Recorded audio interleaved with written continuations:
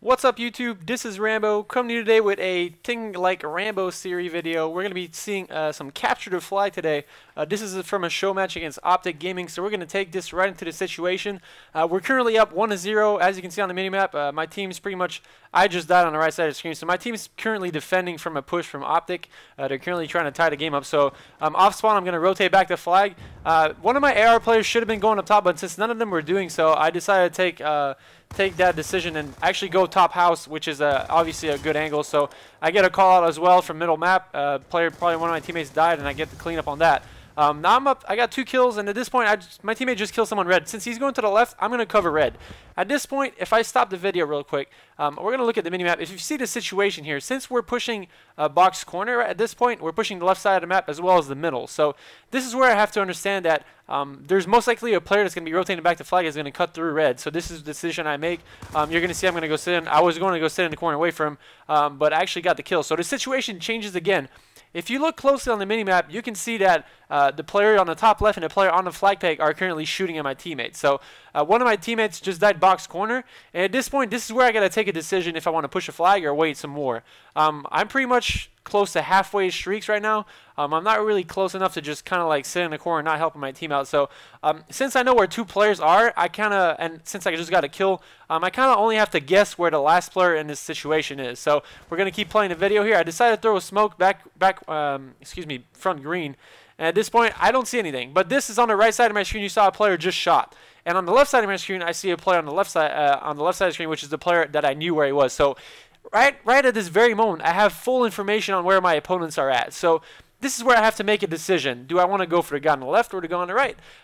The main decision I need to make here is to consider which guy is going to try and challenge me. For the simple reason that the guy that I'm looking at currently is on the flag, it would be too obvious for me to actually push that player and go for a flag pull. I would get easily cleaned up by the other players. So since none of my teammates are currently really close to me, if you look at the minimap, it would be kind of useless for me to go for that player. So since I'm already committed to pushing flag, I'm going to make a spontaneous decision and decide to jump out on the player that was on the right side challenging. I get the kill on this player. Now the situation changes again. If you look at the player on the flag, he played it pretty much how I thought he was going to play it. He played in a defensive manner to where he didn't rush out of the flag because he was playing closest to flag. So his brain is going to react that I have to play in a defensive mode to not let Rambo pull the flag, because the obvious decision I would have made, or any other player would have made, would have been going for the flag pull. So he played accordingly to that. Since I got the kill on the first player, and I'm currently at green, I'm forcing a box corner spawn. This is where my teammates are going to come in, and I'm going to be playing with them. At this point, I know exactly where the last player is on the flag, but I don't have help. So even if I were to kill the guy on the flag at this point, I'm risking I have to run the flag either back green or towards box corner, and neither of those decisions are going to be really good. At this point, it would be pretty much when you force to come back on the point here, when you force a team to spawn box corner, it's really hard to run the flag towards a broken wall. It's pretty much a gamble that I'm not really willing to take as a player, because it's pretty much useless. You're going to get killed 9 times out of 10. So the decision I'm going to take here is to wait for my teammate. I'm going to challenge a bit on the left, and mostly because my teams are getting killed right now, this is where I decide to wait. This is the mark of a player that understands the situation and how to play the game right. This is what every player on your team that is most likely to pull flags, consider an objective player, is going to have to make. Since I know one guy is alive at the flag, I'm not going to look for him. As you see, a split second ago, I peeked to the right side, but I still didn't see him. So I'm going to wait for my teammates to push up and help me. My teammate calls out that he's going to get a kill, sees the player, gets the kill, I get the pull. At this point, my team, I'm going to just look at the minimap since I'm not going to be doing much. I'm just going to be running the flag at this point. And my team gets perfect cutoffs. Really good plays on my teammates, and we get an easy cap at this point. Now another decision after this to end this video is the situation that I just have a Hellstorm and I'm about a kill and a half away from full streaks, or I think it's a full kill at this point.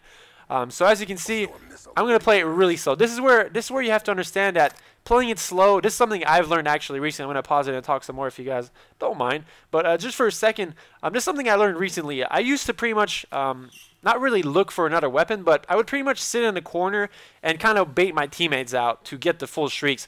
But when you're playing defensively, you're currently not really helping your team out. So this is where I was pretty lucky to find an M8 at my flag. Obviously, everyone knows that I'm definitely not the best AR player. I'll be the first to admit it. I'm pretty bad with an assault rifle. But obviously, when it comes to a point of me just sitting at ultra ring, it's not really as hard as using a submachine gun in that case. So I'm going to go top granny, and as you can see, my team is currently pushing out, so I don't really have to worry about people being in my base yet. So I'm just going to play the cutoffs. I'm going to watch back alley, watch mid street, try and make sure no one is pushing my flag. So at this point, I see nothing's back alley, and 2 of my teammates died mid-map. So I'm going to rotate back to the front, try and get a kill.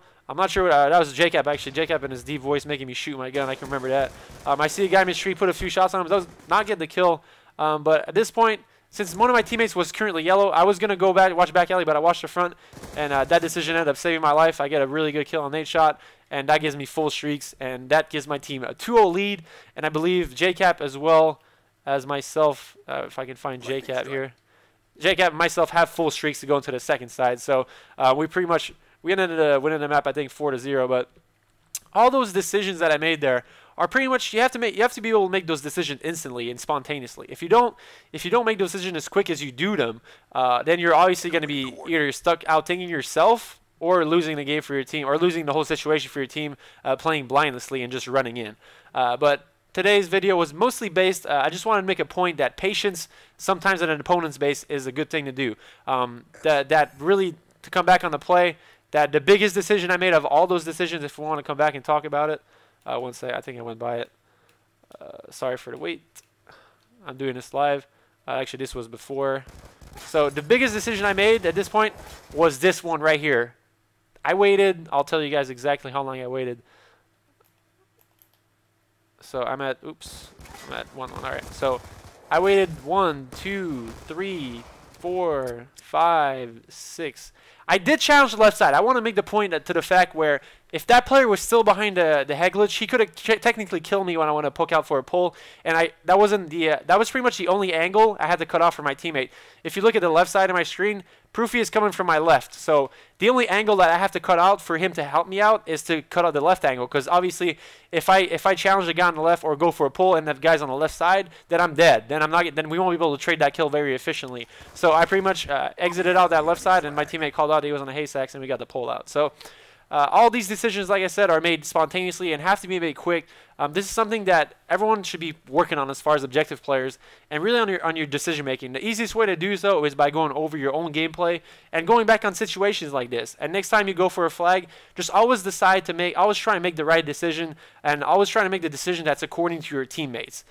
Pretty much trying to help your teammate out, or letting your teammate help you in the first place is probably the best thing to say. So I hope you guys enjoyed the video today, and I hope you guys have a good night. And peace.